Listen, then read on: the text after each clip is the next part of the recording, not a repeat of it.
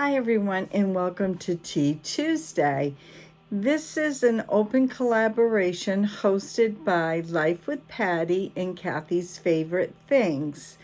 We'd love to have you. You can have hot tea, cold tea, informal tea, or formal tea, or a beverage of your choice. So come on in and enjoy today while I'm reading Giving Thanks.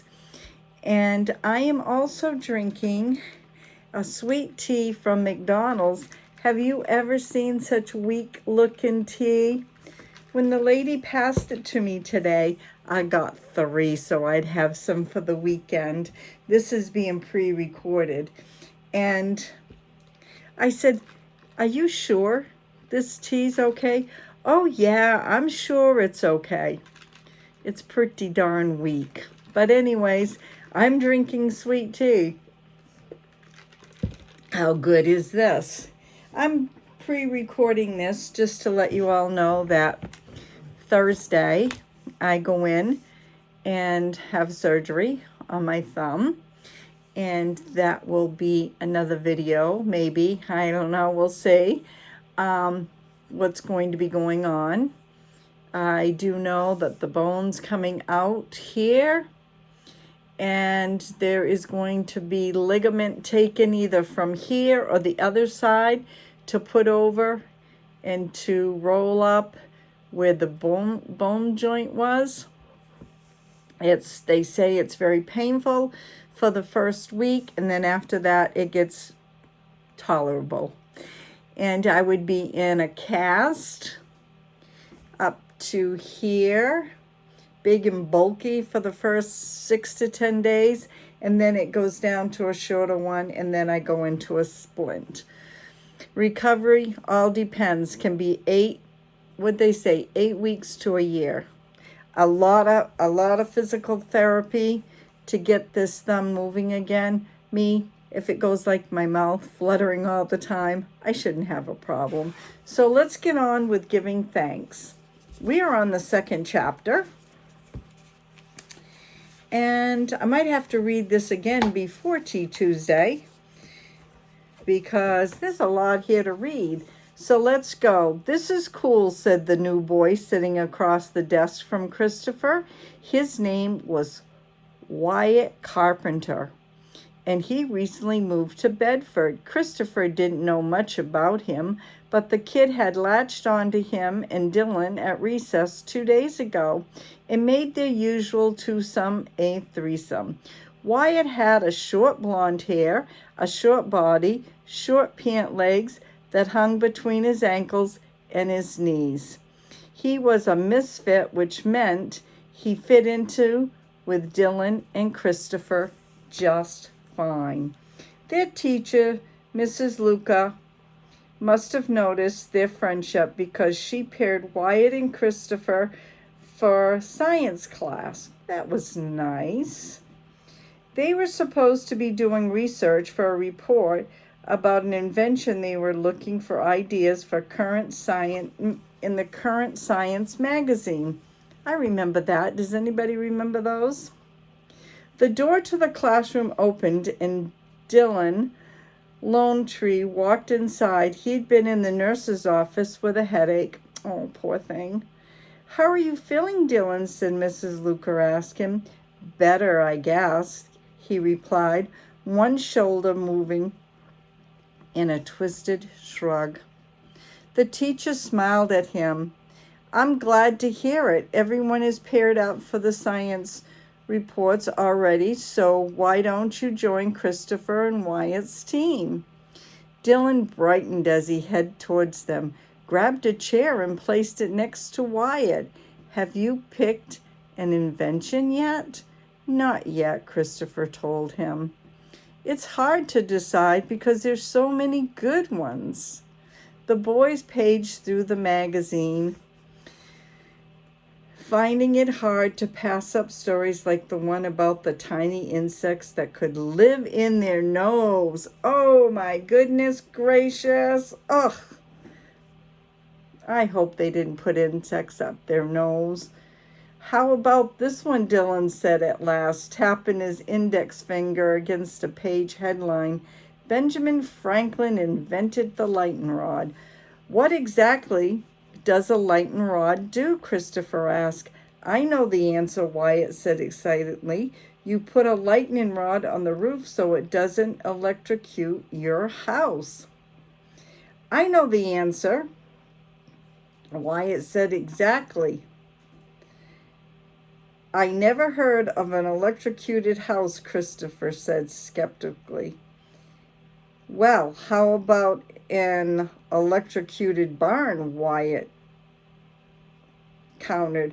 On my uncle's farm, there was a big pig that died because it was leaning against a metal fence when lightning struck a tree nearby.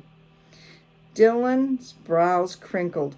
Why did the pig die of lightning when it struck a tree? Because electricity can travel under the ground, Wyatt said. My dad wanted me never to lean against a fence in a rainstorm. The metal posts are buried in the ground, and electricity can travel underground up to 2 miles. I don't know if that's true or not, but I didn't know that. Did you? Christopher whistled low. That's a long ways. It's also really cool, Dylan said. Let's do our report on the invention of the lightning rod. Sounds good to me, Wyatt agreed. Me too, Christopher said.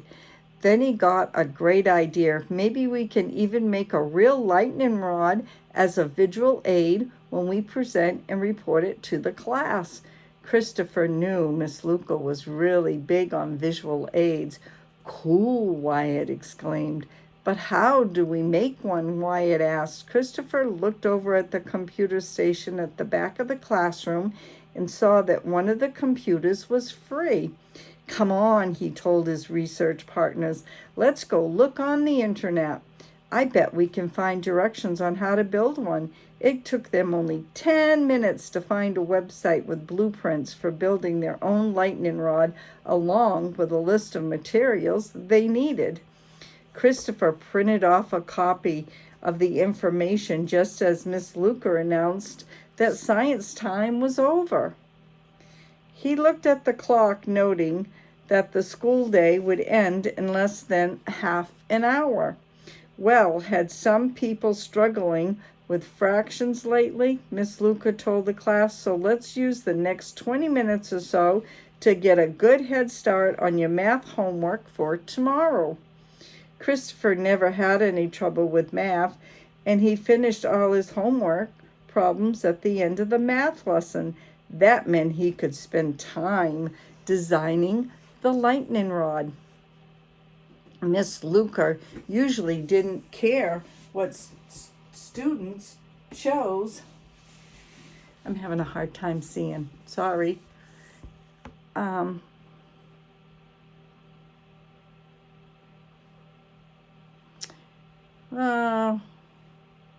work on during their quiet time. He pulled a spiral notebook out of his desk and opened into the first page, where he began to copy down the materials he needed to build the lightning rod.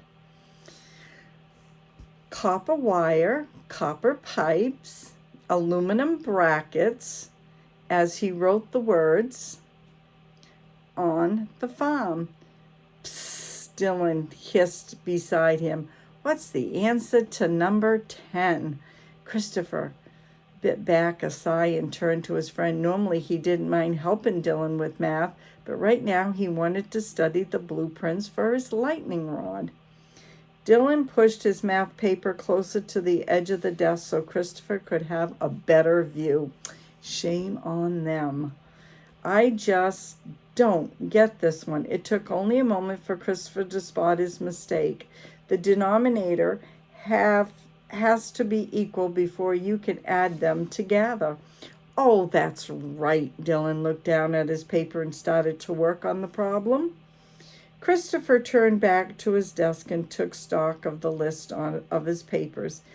If he was good at making lightning rods, maybe he could start his own business, like Grandma had done with her pies last year. He could make orders or even sell them at AA Tractor Supply to earn extra money. He was tired of never having enough money to buy the things he wanted. It seemed like all the other kids at school had their own MP3 players, cell phones, and computers. Just looking here. This is a very long chapter. I'm going to read these 2 pages, then we'll continue next week because this is several pages long. Christopher would love to have a computer in his bedroom so he wouldn't have to share one with his brother and sister. Last night he found a really cool website that had great stories about natural disasters. He had been right in the middle of a story about 1906 San Francisco earthquake when Emily kicked him off the computer so she could do her homework. He leaned over the desk, pencil in hand, and began to slowly sketch a diagram of the kind of lightning rod he wanted to build. His tongue curled over his upper lip as he concentrated on making all the lines as straight as possible. He was barely aware of the other students in the classroom as he imagined showing off his completed lightning rod to his family. They'd all be so surprised that Christopher had built the lightning rod by himself. His grandpa would pat him on the shoulder and his grandmother would give him a big hug. "All right, class," Miss Luker announced, "the last bell is going to ring pretty soon. So it's time to put your math homework in your backpacks if you haven't finished it." She stood at the front of her classroom, her gaze moving across to students. "Everyone, please clear off your desk as quickly as possible. I have a surprise for you before we leave today." Intrigued, Christopher closed the notebook, stuffed it in the back inside his desk. Then he turned to Dylan. "What do you think it is?" Dylan shrugged. "Maybe cookies." Christopher liked cookies as much as the next kid, but he'd eaten a big lunch and he wasn't all that hungry. He hoped the surprise was bigger than cookies. If he were a teacher, he'd surprise his students by giving them an extra recess every day or letting them play checkers all afternoon. "Is everyone ready for the surprise?" Miss Luker asked, the students, her eyes twinkling. "Raise your hand if you're ready." Christopher's hand shot into the air and he leaned forward in anticipation. Dylan waved wildly beside him, his body twisting and twitching with excitement. Wyatt had both hands in the air, which looked kind of silly to Christopher. "Okay," Miss Luker said, "now I want you to keep your hands in the air if you can tell me the surprise of having a canned food drive."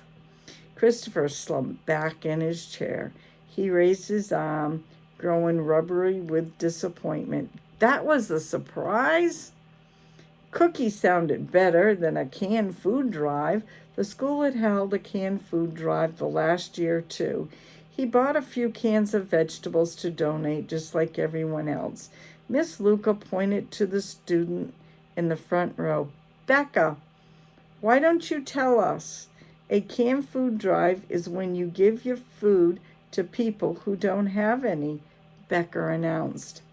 "It makes everyone feel good."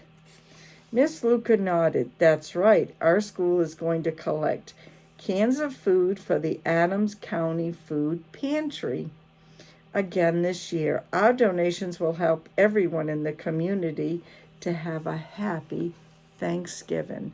I'm going to stop right there, and I want to thank everybody for coming in today for Tea Tuesday. I'll leave the hashtag and link in the description box.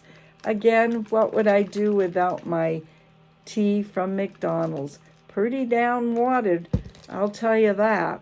So have a great day. God bless. Go check everybody else out and see what they're doing today. We'll catch you later. Bye now.